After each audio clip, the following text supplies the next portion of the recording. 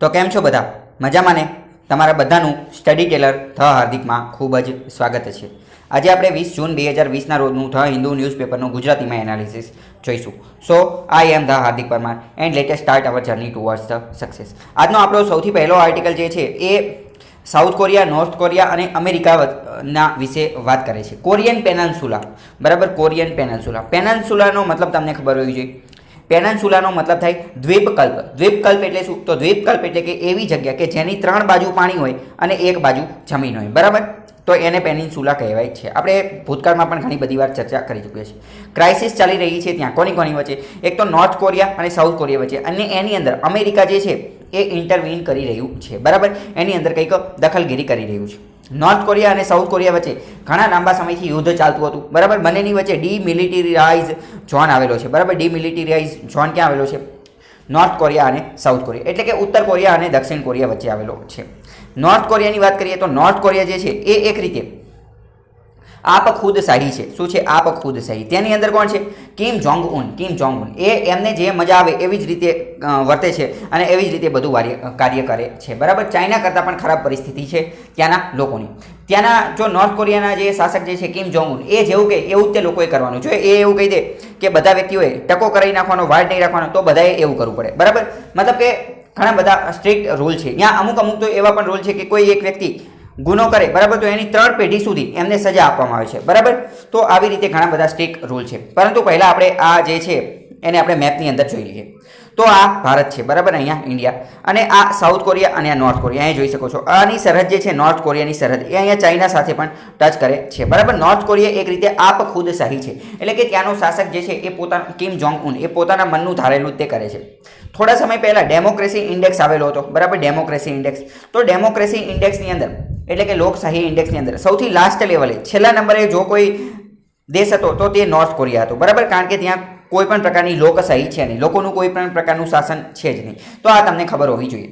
તો અમેરિકા અને જો સાઉથ કોરિયા જે છે એની બાજુમાં ત્યાં જો સાઉથ કોરિયા આપણે જોઈ શકીએ છીએ. સાઉથ કોરિયા, તો સાઉથ કોરિયા જે છે અહીંયા લોકશાહી છે, એ તમને ખબર હોવી જોઈએ. અહીંયા શું છે? લોકશાહી છે. બંને વિશે થોડી વાત કરી લઈએ, બરાબર? તો સાઉથ કોરિયા જે છે એનું પાટનગર કયું છે? એનું પાટનગર છે સિવોલ. અને નોર્થ કોરિયાનું પાટનગર છે પ્યોંગયાંગ, બરાબર? પ્યોંગયાંગ. આ પણ તમને ખબર હોવી જોઈએ. તો હવે અમેરિકા જે છે આની અંદર ઇન્ટરવીન કરી રહ્યું છે, એ બધી વસ્તુ આપેલી છે. નોર્થ કોરિયા જે છે એટલે કે ઉત્તર કોરિયા એ ન્યુક્લિયર હથિયારને આવી બધી વસ્તુ બનાવતું રહે છે, વારંવાર મિસાઇલને એ બધું ટેસ્ટ કરતું હોય છે. એટલે અમેરિકાને મજા આવતી નથી, બરાબર? અમેરિકા એને વારંવાર કહે છે કે તમે આ બધા ન્યુક્લિયર પ્રોગ્રામ્સને આ બધી વસ્તુ બંધ કરો, મિસાઇલનું ટેસ્ટિંગ. અમુક વાર તો ઇન્ટરકોન્ટિનેન્ટલ બેલેસ્ટિક મિસાઇલ પણ બનાવતો હોય છે, એટલે કે ખૂબ લાંબા અંતરની, જેમ કે 20,000 કિલોમીટરના અંતરની. એટલે કે 20,000 કિલોમીટર એટલે એક એવું સમજી શકો છો એક ખંડમાં બેઠા છે કે બીજો ખંડ જે છે ત્યાં સુધી એ મિસાઇલ છોડી શકાય. 20,000 કિલોમીટર એટલે તમે અંદાજ લગાવી શકો છો, બરાબર? એટલી મોટી લેવલની મિસાઇલનું આ ટેસ્ટિંગ કરતા હોય છે, બરાબર? પરંતુ લોકોને એટલી બધી સુવિધાને એવું બધું આપતા નથી. તો એના કારણે અમેરિકાને એને ચિંતા છે. એટલે અમેરિકાએ નોર્થ કોરિયા ઉપર ઘણા બધા સેન્કશન્સ એટલે કે પ્રતિબંધો મૂકેલા છે, બરાબર?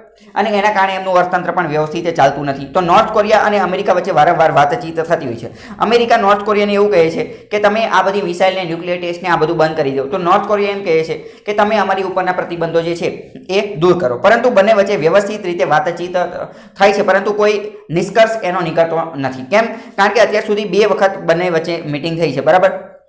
ડોનાલ્ડ ટ્રમ્પ અને કિમ જોંગ ઉન, એટલે કે નોર્થ કોરિયા અને અમેરિકા વચ્ચે. એક વખત હનોઈમાં થઈ હતી, અને પ્રથમ વખત હનોઈમાં થઈ હતી, અને બીજી વખત સિંગાપુરના સેન્ટોસા આઇલેન્ડ જે છે ત્યાં થઈ હતી. પરંતુ કોઈ નિષ્કર્ષ નીકળતો નથી. આ ખબર હોવી જોઈએ. કારણ કે નોર્થ કોરિયા જે છે એ અમેરિકા ઉપર વિશ્વાસ કરતું નથી અને અમેરિકા નોર્થ કોરિયા ઉપર વિશ્વાસ કરતું નથી. અમેરિકા નોર્થ કોરિયાને એવું કહે છે કે તમે સંપૂર્ણપણે જે ન્યુક્લિયર શસ્ત્રો જે છે એનો નાશ કરી નાખો, બરાબર? એક પણ ન્યુક્લિયર શસ્ત્ર રાખો નહીં અને આગળ જતાં પણ કંઈ કરો નહીં. જ્યારે નોર્થ કોરિયા જે છે એને અમેરિકા ઉપર વિશ્વાસ છે નહીં, કારણ કે અમેરિકા જે છે એ વાતમાં બદલાઈ જાય છે. જેમ કે ઈરાન સાથે અમેરિકાની ન્યુક્લિયર ટ્રીટી હતી, તમને ખ્યાલ જ હશે, ઈરાન સાથે ન્યુક્લિયર ટ્રીટી, એની અંદર પણ એવી જ વસ્તુ હતી કે ઈરાન જે છે એ ન્યુક્લિયર ટેસ્ટ કે એવું કંઈ કરશે નહીં અને અમેરિકા જે છે એ એની ઉપરના પ્રતિબંધ દૂર કરશે. પરંતુ હાલમાં તે થોડા સમય પહેલાં તે તમને ખ્યાલ હશે કે ડોનાલ્ડ ટ્રમ્પ આ જે ટ્રીટી જે છે એ ટ્રીટીમાંથી બહાર નીકળી ગયા છે, બરાબર? તો આવી રીતે, અને આની પહેલાં પણ સદામ હુસેન, ગદ્દાફી, આ બધા લોકોને પણ અમેરિકા દ્વારા મરવી નાખવામાં આવેલા છે. તો એવી રીતે નોર્થ કોરિયાના કિમ જોંગ ઉનને ભૂતકાળના અનુભવો ઉપરથી ખ્યાલ છે કે અમેરિકા ઉપર એટલો સરળતાથી વિશ્વાસ કરાય નહીં. એટલે આ બંને વચ્ચે બોર્ન ઓફ કન્ટેન્શન છે, એટલે કે એક રીતે ડેડલોકની પરિસ્થિતિ સર્જાયેલી છે. આટલી વસ્તુ તમને ખબર હોવી જોઈએ. બીજી અહીંયા મહત્વની વસ્તુ જોઈએ, વોર્નિંગ. હવે જો નોર્થ કોરિયા જે છે એ સાઉથ કોરિયા એટલે કે સિઓલને પણ વારંવાર અને વોશિંગ્ટનને પણ વારંવાર સંદેશ આપે છે આ મિસાઇલ ટેસ્ટને એ બધું કરીને. સિઓલ એટલે કે south Korea, anti north defector groups. હવે જો ઘણી બધી વાર આ જે સાઉથ કોરિયા જે છે, સાઉથ કોરિયા કે જ્યાં લોકશાહી રહેલી છે, એ શું કરે છે, એ ઘણી બધી વાર બલૂન્સ એટલે કે ફુગ્ગા દ્વારા, ફુગ્ગાની અંદર મોટા મોટા જે બલૂન્સ, મોટા મોટા ફુગ્ગાની અંદર ઘણા બધા સંદેશ લખે છે, એની અંદર મેસેજ લખે છે, અને આ જે મેસેજ જે છે એને ફુગ્ગા દ્વારા જે નોર્થ કોરિયા જે છે એની અંદર પહોંચાડવામાં આવે છે, કે જેના કારણે લોકલ ભાષાની અંદર ત્યાંના લોકો જે છે એ બહારની દુનિયામાં શું ચાલી રહ્યું છે એ જોઈ શકે. કારણ કે નોર્થ કોરિયાના લોકોની પાસે કોઈ પણ પ્રકારની સ્વતંત્રતા છે નહીં, બરાબર. એટલે બહારની દુનિયામાં શું ચાલી રહ્યું છે, બહારના લોકો પાસે કેવા કેવા પ્રકારની સ્વતંત્રતા છે, કેવા પ્રકારના હ્યુમન રાઇટ્સ, કેવા પ્રકારના અધિકારો છે, એ જો એ આ ફુગ્ગાની અંદર લખેલું હોય અને એવા મેસેજ એમને મળે તો કદાચ તેઓ તેમની સરકાર વિરુદ્ધ કંઈક બળવા કે આવું કંઈક કરે, બરાબર. તો એવું કરવામાં આવે છે સાઉથ કોરિયા દ્વારા. તો નોર્થ કોરિયાને તો ઓબ્વિયસ છે કે આ વસ્તુ પસંદ આવશે જ નહીં. એટલે એના કારણે નોર્થ કોરિયાએ હાલમાં જ નોર્થ કોરિયા અને સાઉથ કોરિયા વચ્ચેના જેટલા પણ કમ્યુનિકેશન એટલે કે વાતચીતના જેટલા પણ સાધનો જે છે એ બધાને બંધ કરી દીધા છે, એ બધા રદ કરી દીધા છે. હોટલાઇન્સ પણ બંધ કરી દીધી છે. What is hotline? હોટલાઇન એટલે શું એ પણ સમજી લઈએ. હોટલાઇન જે છે એ એક રીતનો ફોન પ્રકારની વસ્તુ છે, બરાબર. એક પ્રકારનું શું છે, ફોન પ્રકારની વસ્તુ, કે એક દેશવાળા જ્યારે બીજા દેશને ફોન કરે અથવા એક દેશની મિલિટરીવાળા બીજી દેશના મિલિટરીવાળાને, આર્મીવાળાને, નેવીવાળાને ફોન કરે તો એ હોટલાઇનના માધ્યમથી ફોન કરે છે, બરાબર. ભારત અને ચાઇના વચ્ચે પણ હોટલાઇન છે. આ બધી વસ્તુ તમને ખબર હોવી જોઈએ. તો હોટલાઇનનો ફાયદો શું થાય છે?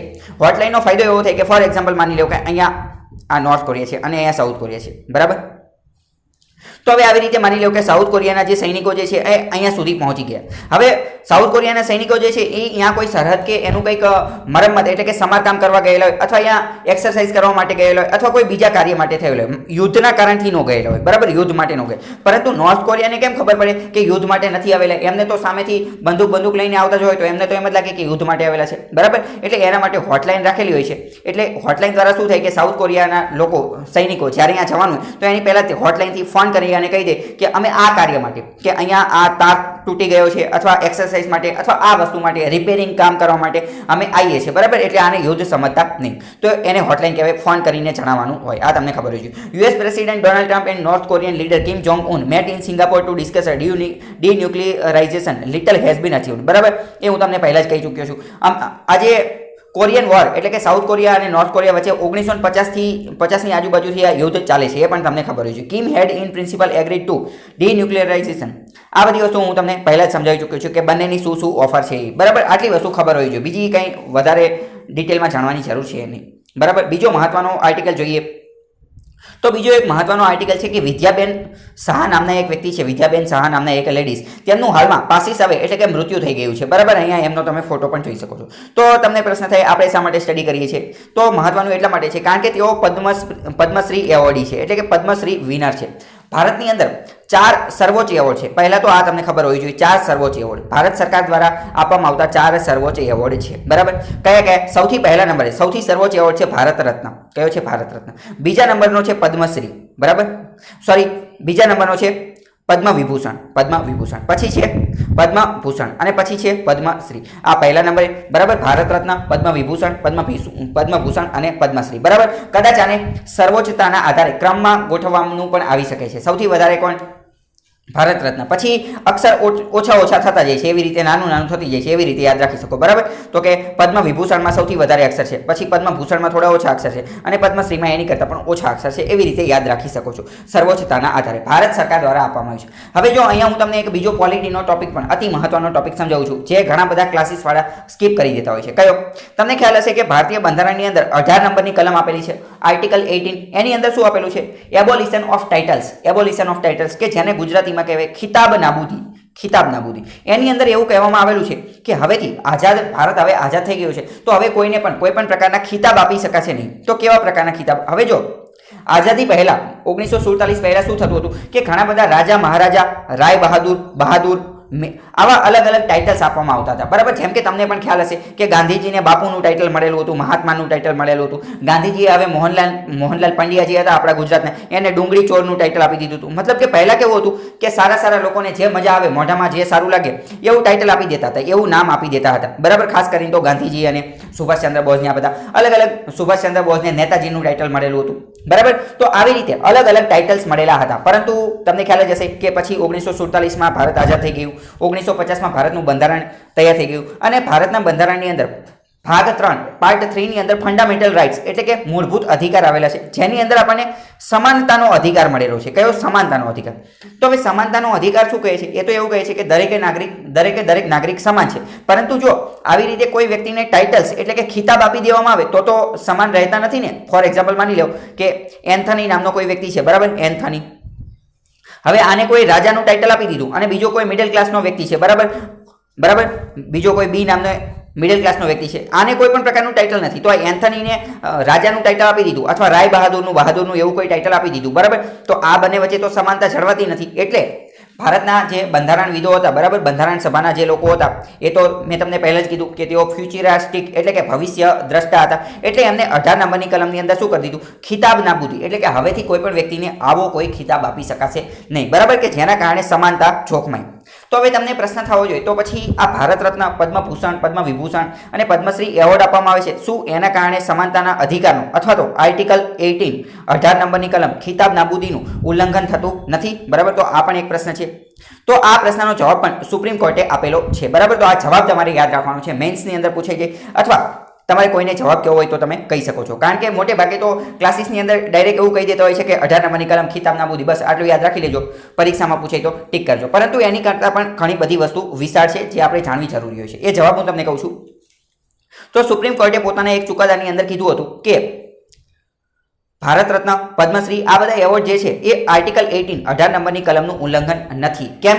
કારણ કે આ જે બધા એવોર્ડ જે છે એ યોગ્યતા અને આવડતના આધારે આપવામાં આવે છે, યોગ્યતા અને આવડતના આધારે. બીજું, આ જે બધા એવોર્ડ જે છે એ હેરેડિટરી નથી. હેરેડિટરી, વોટ ઇઝ હેરેડિટરી? એટલે કે વંશ પરંપરાગત નથી, એટલે કે પિતા પાસેથી પુત્રને આવી રીતે આગળ વધતા જાય એવી રીતે નથી. રાજામાં કેવું હતું કે રાજાનો પુત્ર રાજા બનતો હતો. એટલે આવા બધા એવોર્ડ જે છે આર્ટિકલ 18 અંતર્ગત એને જે છે એ નાબૂદ કરવામાં આવેલા છે, પરંતુ આ હેરેડિટરી નથી, એટલે આને નાબૂદ કરી શકાય નહીં. એટલે સમાનતાના અધિકારનું અથવા 18 નંબરની કલમનું ઉલ્લંઘન થતું નથી. તો આ ખબર હોવી જોઈએ. એવું કોણે કીધું? સુપ્રીમ કોર્ટે એક કેસની અંદર, બરાબર. આ તમને ખબર હોવી જોઈએ. બાલાજીનો કેસ હતો, Balaji versus union of India, આ કેસ હતો. આ કેસનું નામ પણ ખબર હોવી જોઈએ. હવે ફરીથી આપણે આ ટોપિક ઉપર આવી જઈએ. તો વિદ્યાદેવી જે છે એ નું મૃત્યુ થઈ ગયું છે, પદ્મશ્રી એવોર્ડ હતા, અને તેમણે ભારતની અંદર સૌપ્રથમ ફર્સ્ટ બાલ ભવન એસ્ટાબ્લિશ કરેલું હતું. એસ્ટાબ્લિશ એટલે સ્થાપના કરેલી હતી, પ્રથમ બાલ ભવનની સ્થાપના કરેલી હતી. બીજું મહત્વનું એટલા માટે થઈ જાય છે કે તેમની આ જે પ્રથમ બાલ ભવન જે છે એ આપણા રાજકોટની અંદર બનાવેલું હતું. કઈ જગ્યાએ? રાજકોટની અંદર બનાવેલું હતું, એટલા માટે આ મહત્વનું થઈ જાય છે. બીજું, 1940ની અંદર રાજકોટમાં પ્રથમ બાલ ભવન બનાવેલું હતું, અને એવો જ્યારે યુનિવર્સિટીની અંદર એક સ્ટુડન્ટ વિદ્યાર્થી તરીકે કાર્ય કરતા હતા. કોણ? આજે વિદ્યાબેન શાહ જે છે તે, બરાબર. અહીંયા જો આપેલું છે વિદ્યાબેન શાહ, બરાબર. એમને ક્વિટ ઇન્ડિયા મૂવમેન્ટ, બરાબર, QIM, ક્વિટ ઇન્ડિયા મૂવમેન્ટ એટલે કે 1942ની અંદર છે હિન્દ છોડો ચળવળ થઈ હતી, એની અંદર પણ એમને ભાગ લીધો હતો. તો સ્ટેટમેન્ટ વાળા વાક્યમાં પૂછાઈ જાય કે એમને ભાગ લીધો તો નતો લીધો, તો સાચો જવાબ શું છે? તેમને ભાગ લીધો હતો. બીજી 1942માં ક્વિટ ઇન્ડિયા મૂવમેન્ટ થઈ હતી, આ તમને ખબર હોવી જોઈએ. હવે આના વિશે થોડીક માહિતી મેળવી લઈએ. ક્વિટ ઇન્ડિયા મૂવમેન્ટ, હિન્દ છોડો ચળવળ જે છે એ નેતા વગરની ચળવળ હતી, લીડરલેસ મૂવમેન્ટ, બરાબર, નેતા વગરની ચળવળ હતી. પરંતુ ઘણી બધી વાર પ્રશ્ન પૂછાય છે કે એના નેતા કોણ હતા, અને એની અંદર જો ઓપ્શન આપેલો હોય કે નેતા વગરની ચળવળ હતી તો એ ટીક કરવાનું છે, અને જો એવો ઓપ્શન ન આપેલો હોય તો એના નેતા હતા ગાંધીજી, બરાબર. તો આ તમારે યાદ રાખવાનું છે. ઘણા બધા લોકો કન્ફ્યુઝ થતા હોય છે, કારણ કે અમુક બુકમાં આપેલું હોય કે ગાંધીજી નેતા હતા, અમુક બુકની અંદર આપેલું હોય કે લીડરલેસ મૂવમેન્ટ એટલે કે નેતા વગરની ચળવળ હતી. તો આ તમારે આ જે કન્ફ્યુઝન હોય એ દૂર કરવાનું છે. આગળ હવે બીજો મહત્વનો ટોપિક જોઈએ તો કે satellite images suggest increase the Chinese activity at border before clashes, બરાબર. હવે તમને ખ્યાલ જ હશે કે ગલવાન વેલીની અંદર ભારત અને ચાઇના વચ્ચે આજે ક્લેસીસ થઈ ગયા છે. ભારતના 20 જવાનો મરી ગયા છે, બરાબર. બીજી પણ ઘણી બધી વસ્તુ આપણે જોઈએ. તો ચાઇનાની એવું દર્શાવવામાં આવ્યું છે, સેટેલાઇટ ઇમેજ જ્યારે જોવામાં આવેલા તો એવી ખબર પડી છે કે આજે સ્ટેન્ડ ઓફ અથવા તો આજે ગોળીબારને આ બધું જે થયું, બરાબર, ગોળીબાર તો નહોતો થયો, માત્ર સ્ટોન પેલ્ટિંગ, પથ્થર મારવાનું એવું બધું કરવામાં આવેલું હતું, જેમાં ભારતના 20 જવાનો મારી ગયા છે. તો એની પહેલા ચાઇનાની જે મિલિટરી એક્ટિવિટી હતી એ પ્રદેશની અંદર વધી ગઈ હતી. મતલબ કે ચાઇનાએ એક રીતે આ પ્લાનિંગથી આ પ્રકારનું કાર્ય કરેલું છે, બરાબર. એક ટ્રક હતો, ટ્રકની અંદર ચાઇનાએ પોતાના ઘણા બધા સૈનિકો મોકલેલા હતા. આવી બધી વસ્તુ છે. ગલવાન વેલીને લઈને આ બધી લપ ચાલે છે. તો ગલવાન વેલી વિશે થોડીક વાત કરીએ. ગલવાન વેલી વિશે ભૂતકાળમાં પણ વાત કરતા આવ્યા છીએ આપણે, બરાબર. તો અત્યારે થોડી બીજી એ વાત કરીએ કે ગલવાન વેલી ઇઝ એરિડ ઇન હોસ્પિટેબલ એરિયા, બરાબર. એટલે કે ગલવાન વેલી એવો વિસ્તાર છે કે ઇન હોસ્પિટેબલ એટલે કે ત્યાં રહી શકાય નહીં, ત્યાં વસવાટ લાયક વિસ્તાર નથી, ત્યાં કોઈ વ્યક્તિ રહી શકે નહીં. તો તમને પ્રશ્ન થાય એવો વિસ્તાર છે તોય તે બધા આ બંને દેશ એની માટે લાભ શું લેવા કરે છે? તો એનું કારણ એ છે કે it is considered important because it leads to the Akshay ચીન. કારણ કે અક્ષય ચીન સુધી, ભારતે જો અક્ષય ચીન સુધી પહોંચવું હોય તો ગલવાન વેલી થઈને જવું પડે, બરાબર. ગલવાન વેલી થઈને જવું પડે. અને આપણે ભૂતકાળમાં પણ ચર્ચા કરી ચૂકીએ છીએ. જો અત્યારે એકદમ ટૂંકમાં એટલું યાદ રાખો કે ગલવાન વેલી મહત્વનું શા માટે છે? ગલવાન વેલી મહત્વનું એટલા માટે છે કારણ કે ભારતે અક્ષય ચીન સુધી પહોંચવું હોય, કોણે? ભારતે અક્ષય ચીન સુધી પહોંચવું હોય તો ગલવાન વેલીને પસાર કરવું ખૂબ જરૂરી બની જાય છે, બરાબર. ગલવાન વેલીને પસાર કરવું જરૂરી બની જાય છે. તો ચાઇનાને પેટમાં એ દુખે છે અથવા ચાઇનાની તકલીફ એ છે કે જો ગલવાન વેલી જતું રહેશે અથવા ગલવાન વેલી ઉપર ભારત સડક બનાવી દેશે અને વ્યવસ્થિત કંટ્રોલ અથવા કબજો જમાવી લેશે તો ભવિષ્યની અંદર જે અક્ષય ચીન કે જે હકીકતમાં ભારતનું છે પરંતુ ચાઇનાએ પચાવી પાડેલું છે એ ભારત ચાઇના પાસેથી ફરીથી પાછું લઈ લેશે. ચાઇનાને એવો ડર રહેલો છે, બરાબર. એટલે ગલવાન વેલી ઉપર એ વધારે ફોકસ કરે છે. આ બધી વસ્તુ તમને ખબર હોવી જોઈએ, બરાબર. હવે જો બીજી પણ થોડીક અમુક મહત્વની વસ્તુ જે છે એ જોઈએ. તો આજે ગલવાન વેલીમાં આ જે વસ્તુ થઈ રહી છે, બરાબર. તો એની અંદર લાઇન ઓફ એક્ચ્યુઅલ કંટ્રોલ જે છે ત્યાં આ બધી વસ્તુ થઈ રહેલી છે, બરાબર. તો અમેરિકાએ પણ એના વિશે થોડુંક કહેલું છે. શું કહેલું છે એ આપણે જોઈએ. જો હિન્દુસ્તાન ટાઈમ્સનો અહીંયા આર્ટિકલ છે. અમેરિકાએ શું કહેલું છે કે the United states has sad it is closely monitoring the India China border, બરાબર.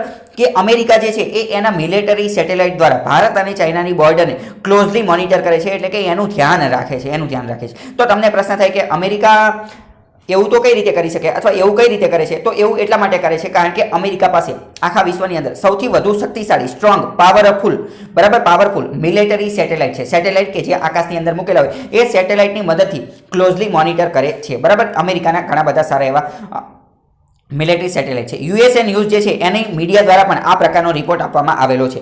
અને આ રિપોર્ટની અંદર અમેરિકા દ્વારા એવો દાવો કરવામાં આવેલો છે કે ચાઇનાની જે આર્મી જે છે, ચાઇનાની જે સરહદ જે છે, આ ચાઇનાના સૈનિકોને ઘણો બધો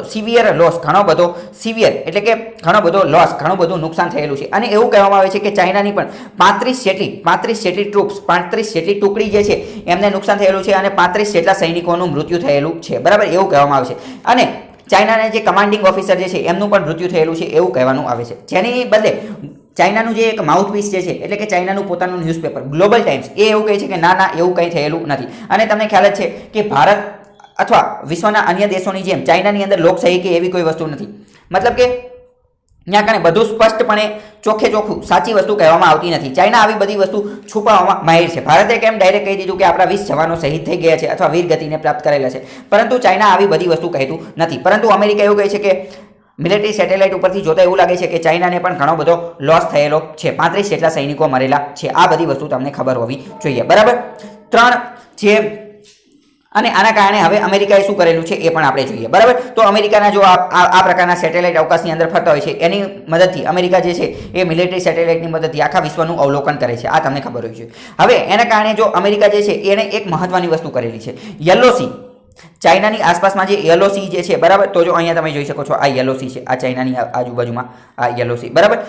આની પહેલાં પણ આપણે વાત કરેલી હતી કે ભારત સાથે પણ આ અહીંયા બોર્ડર ડિસ્પ્યુટ છે અને ચાઇનાને આ તાઇવાન, હોંગકોંગ, ફિલિપિન્સ, આ બધા વિયેતનામ, બરાબર, આ અલગ અલગ દેશ જે છે અને જાપાન સાથે પણ બધાની હારે ચાઇના અત્યારે થોડા ઘણા વારંવાર લપ કરતું રહે છે, બરાબર.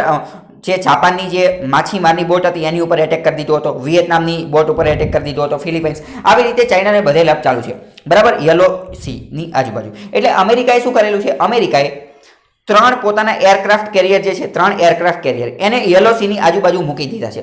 વોટ ઇઝ એરક્રાફ્ટ કેરિયર એ જોઈએ, બરાબર.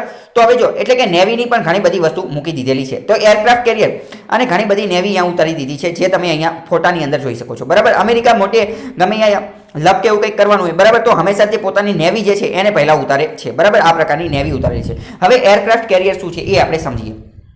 તો એરક્રાફ્ટ કેરિયર એ આ પ્રકારનું એક ખૂબ મોટું જહાજ હોય છે, ખૂબ મોટું જહાજ હોય છે. અને એરક્રાફ્ટ કેરિયરનો મહત્વનો ફાયદો એ છે કે આ જે કેરિયર હોય એક પ્રકારનું કેરિયર છે, બરાબર.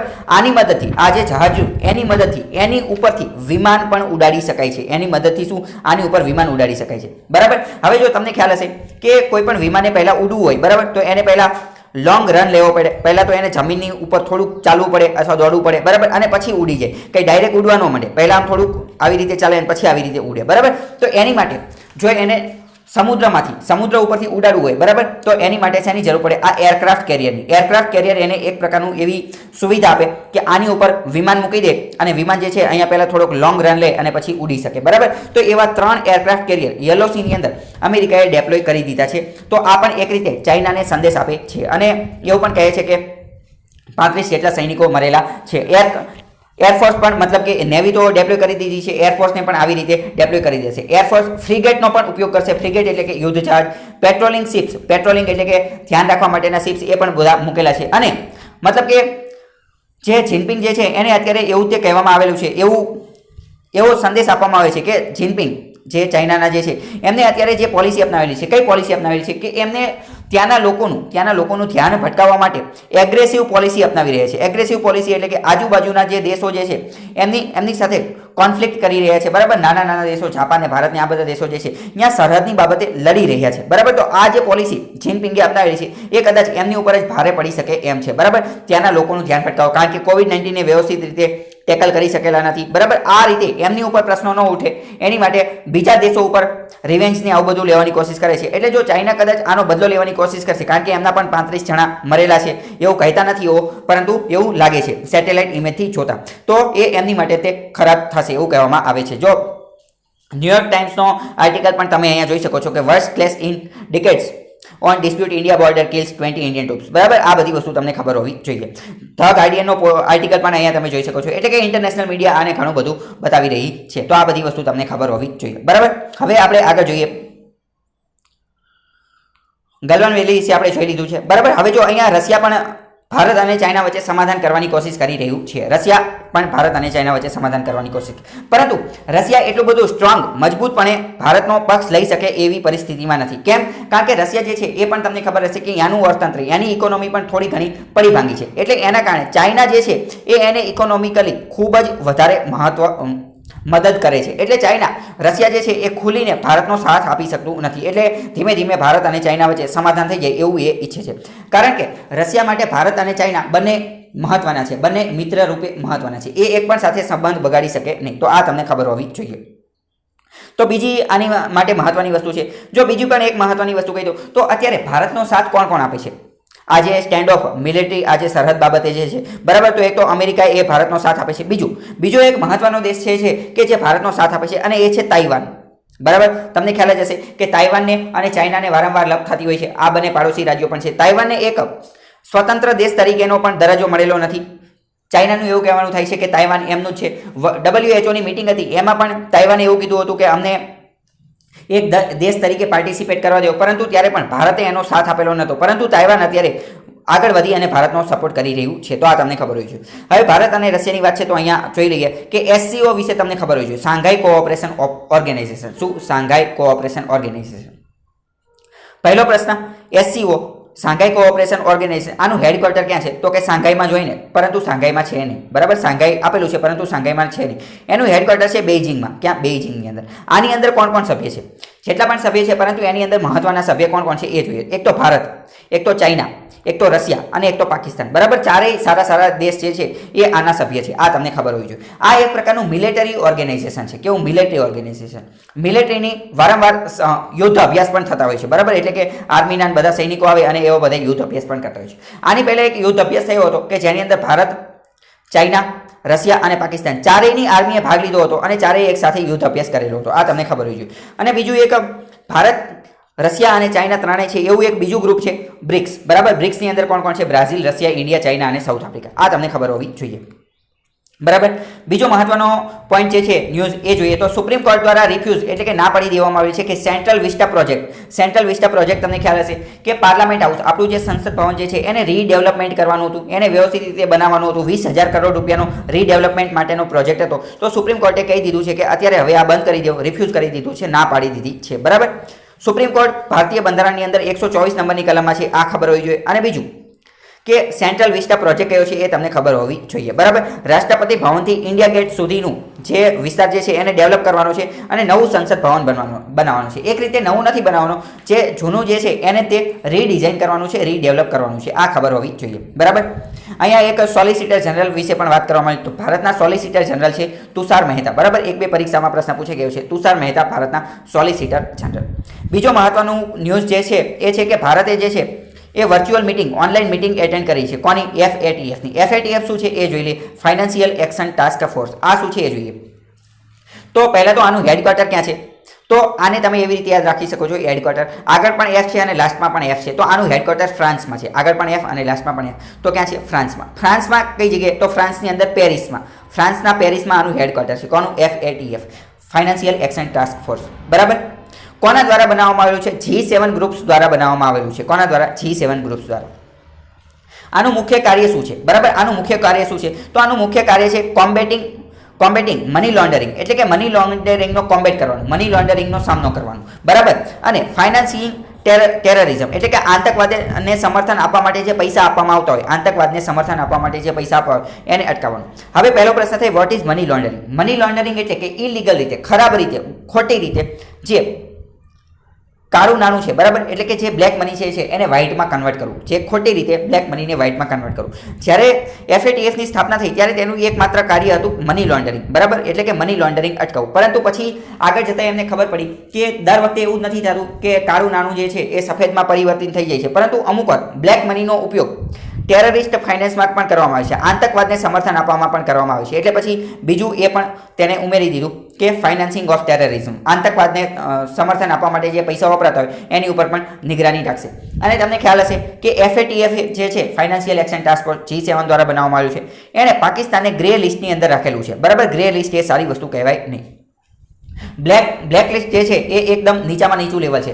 ગ્રે લિસ્ટમાં અથવા બ્લેક લિસ્ટની અંદર રાખવામાં આવેલું હોય તો એ જગ્યાની અંદર FDI એટલે કે ઇન્વેસ્ટમેન્ટને આવી બધી વસ્તુ આવતી નથી. FATF બ્લેક લિસ્ટમાં કોને રાખેલું છે? તો એક તો ઈરાનને રાખેલું છે અને એક તો નોર્થ કોરિયાને રાખેલું છે. ઈરાન અને નોર્થ કોરિયા, આ તમને ખબર હોવી જોઈએ. પાકિસ્તાન ગ્રે લિસ્ટમાં છે, આ જ ખબર હોવી જોઈએ. જો 1989ની અંદર એનું સ્થાપના થઈ હતી. ઇન્ટર ગવર્મેન્ટલ ઓર્ગેનાઇઝેશન છે, એટલે કે આંતર સરકારી પ્રકારનું સંગઠન છે. પેરિસ ફ્રાન્સની અંદર હેડક્વાર્ટર છે. બીજી મહત્વની ન્યૂઝ જોઈએ તો સોલાર ઇક્લિપ્સ વિશેની છે. સોલાર ઇક્લિપ્સ એટલે શું થાય? ઇક્લિપ્સનો મતલબ થાય ગ્રહણ અને સોલારનો મતલબ થાય સૂર્ય, એટલે કે સૂર્ય ગ્રહણ થવાનું છે. તો તમને પ્રશ્ન થાય એમાં આપણે શું કરવું? સૂર્ય ગ્રહણ થવાનું છે. તો એ મહત્વનું એટલા માટે છે કે આ જે એન્યુઅલ સોલાર ઇક્લિપ્સ એટલે કે એન્યુઅલ એટલે કે વાર્ષિક સૂર્ય ગ્રહણ જે છે કે જે 21 જૂને એટલે કે ગઈકાલે જોવા મળશે, આવતીકાલે જોવા મળશે. આ જે will be last one visible from India until October 2022, એટલે કે ઓક્ટોબર 2022 સુધીમાં આ છેલ્લું એવું સૂર્યગ્રહણ જે છે કે જે ભારતની અંદરથી જોવા મળશે. મતલબ કે આની પછી હવે જેટલા પણ જોવા મળશે ભવિષ્યમાં એ ભારતમાં જોવા નહીં મળે. ક્યાં સુધી? ઓક્ટોબર 2022 સુધી. અત્યારે 2020 ચાલે છે. બરાબર.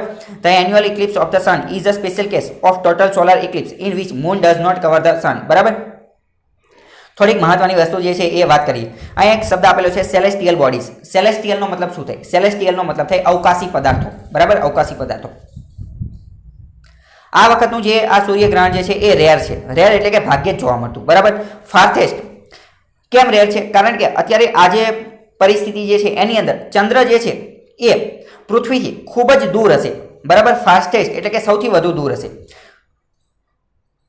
સૂર્યની આસપાસ પૃથ્વી જે છે તમને ખ્યાલ હશે, અર્થ પૃથ્વી જે છે એ સૂર્યની આસપાસ ફરે છે અને મૂન એટલે કે ચંદ્ર જે છે એ પૃથ્વીની આસપાસ ફરે છે. આ તમને વસ્તુ ખબર હોવી જોઈએ. બરાબર. જો ફરીથી જોઈએ, સૂર્ય જે છે તો આ શું છે? સૂર્ય તો સ્થિર છે. સૂર્ય કોઈની આસપાસ ફરતો નથી, કારણ કે સૂર્ય બોસ છે. એટલું યાદ રાખી લો કે સૂર્ય શું છે? બોસ છે. સૂર્યની આસપાસ 9 ગ્રહ ફરે છે, જેની અંદર એક છે પૃથ્વી. તો પૃથ્વી પણ સૂર્યની આસપાસ ગોળ ગોળ આંટા મારે છે. અને હવે બીજું છે એક મૂન એટલે કે ચંદ્ર. ચંદ્ર જે છે એ પૃથ્વીની આસપાસ ફરે છે. આટલી વસ્તુ તમને ખબર હોવી જોઈએ. તો આ બધાના અંતરની વચ્ચે વારંવાર તફાવત આવતો રહેતો હોય છે. તો આ વખતે જ્યારે એટલે કે આવતીકાલે જ્યારે સૂર્યગ્રહણ થશે તો એ એવી પરિસ્થિતિ હશે કે જ્યારે ચંદ્ર જે છે એ પૃથ્વીથી ઘણો જ દૂર હશે, સૌથી વધુ દૂર હશે, બરાબર. એટલે આ મહત્વનું થઈ જશે. આફ્રિકા, પાકિસ્તાન, ભારત અને ચાઇનાની અંદર જોવા મળશે, બરાબર. રિંગ ઓફ ફાયરની રચના થશે. જે મહત્વની વસ્તુ જે છે એ આપણે જોઈએ કે મહત્વની વસ્તુ શું છે કે સૌથી પહેલા જે સૂર્યગ્રહણ જે છે એ ભુજની અંદર જોવા મળશે, એટલે કે પશ્ચિમની અંદર પહેલા જોવા મળશે. સૌથી પહેલા ભુજની અંદર, ભુજ કચ્છમાં આવેલું છે, અને સૌથી લાસ્ટમાં દિબ્રુગઢ કે જે આસામની અંદર જે છે ત્યાં જોવા મળશે. ટોટલ સોલાર ઇક્લિપ્સ જે છે આ પણ તમને ખબર હોય છે. બીજો મહત્વનો પ્રશ્ન, રિંગ ઓફ ફાયર એટલે કે આવી રીતે રચના થશે, ધીમે ધીમે આવું થશે, બરાબર. ધીમે ધીમે સૂર્ય ઢંકાઈ જશે અને પછી આવી રીતે ફરીથી હતું એવું ને એવું થઈ જશે. આ તમને ખબર હોય છે.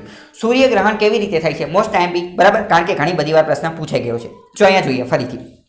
સૂર્ય, મેં તમને પહેલા કીધું, સૂર્ય બોસ છે. સૂર્ય કોઈની આસપાસ ફરતો નથી, સૂર્ય સ્થિર છે. સૂર્ય એક સ્ટાર છે, બરાબર. સ્ટાર એટલે કે તારો છે. એવી રીતે પણ યાદ રાખીજો, સનમાં એસ છે અને સ્ટારમાં પણ એસ છે. ઘણા બધા લોકો તો એમાં પણ કન્ફ્યુઝ હોય છે, કોને તારા ગણવા, કોને ગ્રહ ગણવા, કોને ઉપગ્રહ ગણવા, બરાબર. અત્યારે એટલું યાદ રાખી લો, સન એક સ્ટાર એટલે કે તારો છે. બીજું, તારાઓ જે છે એ હાઇડ્રોજન અને હિલિયમના બનેલા હોય છે. હાઇડ્રોજન અને હિલિયમના બનેલા ધગધગતા ગોળા હોય છે. આ પણ તમને ખબર હોવી જોઈએ, બરાબર. આની અંદર ન્યુક્લિયર ફ્યુઝન પ્રક્રિયા થતી હોય છે. કઈ? Nuclear fusion. આ તમને ખબર હોવી જોઈએ.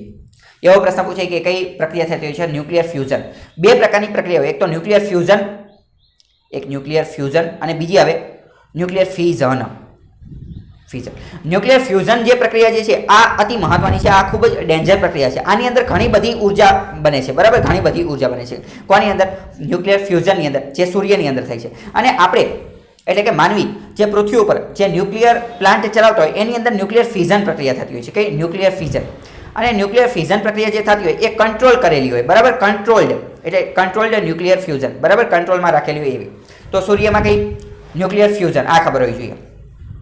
સૂર્ય સ્થિર છે. પૃથ્વી જે છે એ સૂર્યની આસપાસ ફરે છે. પછી અહીંયા છે ચંદ્ર જે છે એ પૃથ્વીની આસપાસ ફરે છે, આવી રીતે ગોળ ગોળ ફરે છે. આટલી વસ્તુ ખબર હોવી જોઈએ. તો સૂર્યગ્રહણ ક્યારે થાય છે? તો તમને ખ્યાલ હશે કે સૂર્ય તો હવે ક્યાંય ફરતો જ નથી, સૂર્ય અહીંયા રહેશે. તો જ્યારે સૂર્ય અને પૃથ્વીની વચ્ચે ચંદ્ર આવી જાય ત્યારે સૂર્યગ્રહણ થાય છે.